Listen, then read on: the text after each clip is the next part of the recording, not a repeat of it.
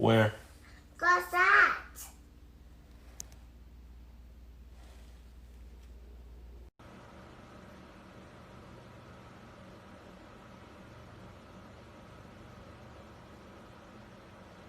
Say it, say it. Hi. Who are you waving to? No ma'am, we don't.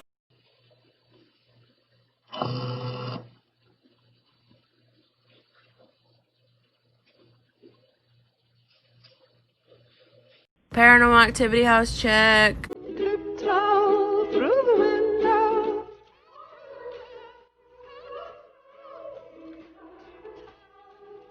You guys, the freaking attic opened.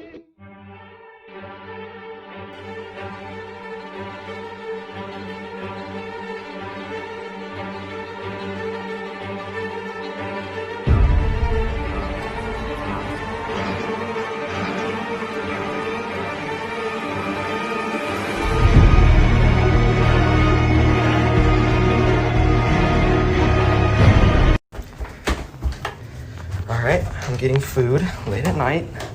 And my basement is really weird. And weird stuff always happens down here. So I'm recording it, but just makes me feel safer, I guess. I don't know. That actually wasn't so bad. Usually weird stuff happens, so. Like that. That was weird. Guess I gotta go check it out.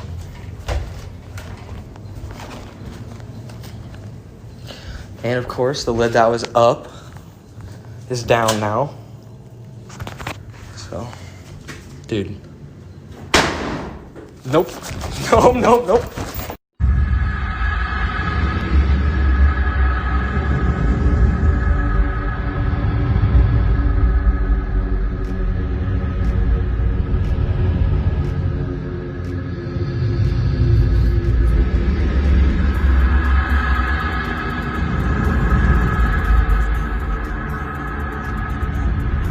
Hold up, we're about to get real dark real fast. There's a graveyard that floats on water called the boat graveyard. These are ships that were broken in World War II and have never been completely destroyed. Some say there's still bodies that float on the water. They keep parts of the boat lying around the area. There's no way to actually see what's inside. Apparently, if you walk around, you'll see ghosts and spirits moving around the place. Everything was fine until we saw someone moving around inside this building.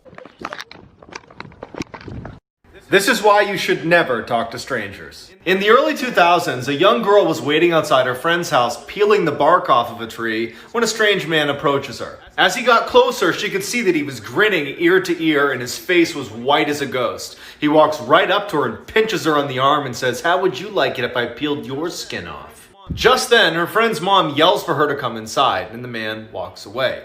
It would be years before the girl's mother would finally tell her who this man really was. Her friend's mom had seen the man pinch her on the arm and had immediately called the police, who quickly rounded this guy up. Plastered all across the inside of his van were dozens of pictures of this girl. But what they found in his storage locker is straight out of a nightmare. In the locker was a chair with hand and arm restraints. Next to it was an anatomy book and hundreds of torture tools. So last night I was in the bathroom washing my face. And everybody was asleep. I was the only person in my house that was awake. So I'm sitting there washing my face and I hear like this, hold up, tapping right next to my fucking face. So I dry off my eyes and I look next to me and I don't see anything and I couldn't see anything that would be making that noise. So I'm like, okay, we're fine. And I go back to washing my face. Then I hear my floors in my living room, like right around here, start creaking. Like somebody was walking around my living room. So I dry off my eyes again and I look into the living room to see if I see anything and there's nothing there. So at that point, I'm getting a little fucking freaked out because I'm worried. So I look in my kitchen one last time and my lights are fucking flickering. So I was like, okay, you know what, that's enough for me tonight. I'm just gonna go to my room. So I just went in my room, I shut my door and I stayed in my room. And that's all that happened that night, but it only gets worse. The world's most haunted house. In 1974, this Bridgeport, Connecticut home received national attention for its poltergeist activity. Thousands would gather to catch a glimpse of the haunting. So many gathered that Bridgeport would have to go on lockdown.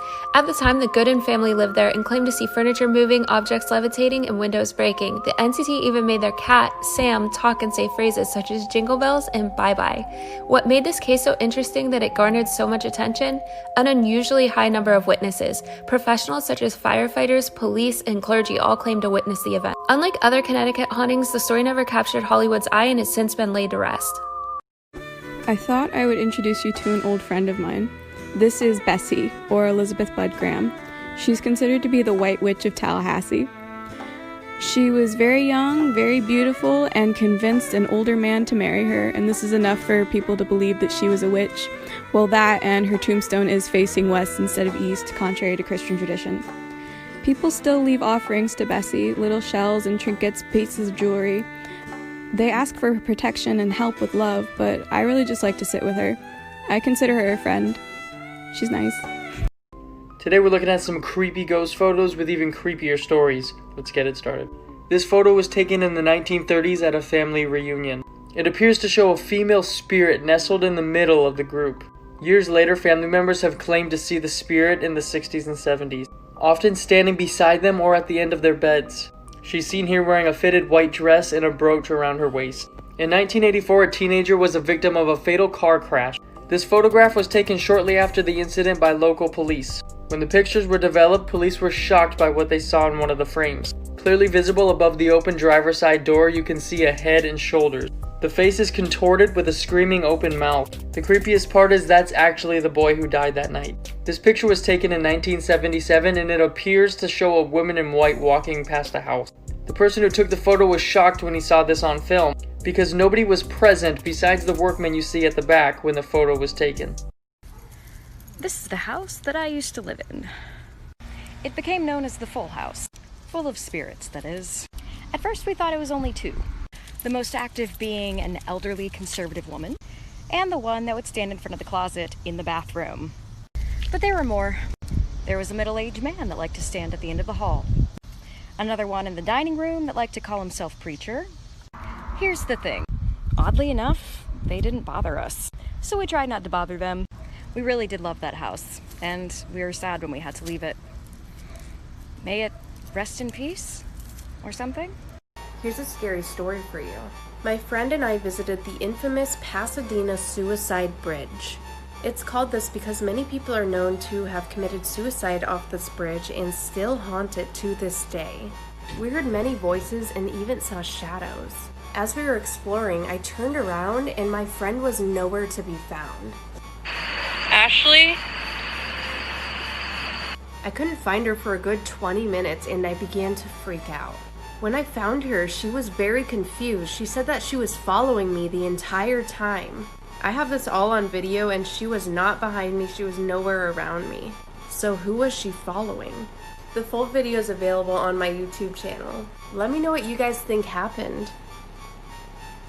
This is why I stopped using Ouija boards. One day I took some friends to see if we can go get in contact with this girl who had recently passed away in mysterious circumstances. But shit got real weird real quick. So instead of getting normal responses on the board, we started getting ha ha ha ha ha, then la la la, and then it ended on za za za za za. This then began the attachment of Zaza. From that point on, I got no other responses besides ZA, ZA, ZA over and over again. Doesn't matter what board I used or who I was using it with. At the time, I didn't realize that I started experiencing a lot of bad luck all around the same time. One of the things which was my hamsters dying within the same couple weeks. My boss started hating me after 2 years of working at her store, and then it was just bad vibes all around. So this prompted me to stop using the board for a while, but even when I used it later on in life, it still got the same result. I'm gonna do part 2. My name is Haley. I'm from Indiana. I'm 27 years old, and from the youngest age I can remember, I have been able to see ghosts.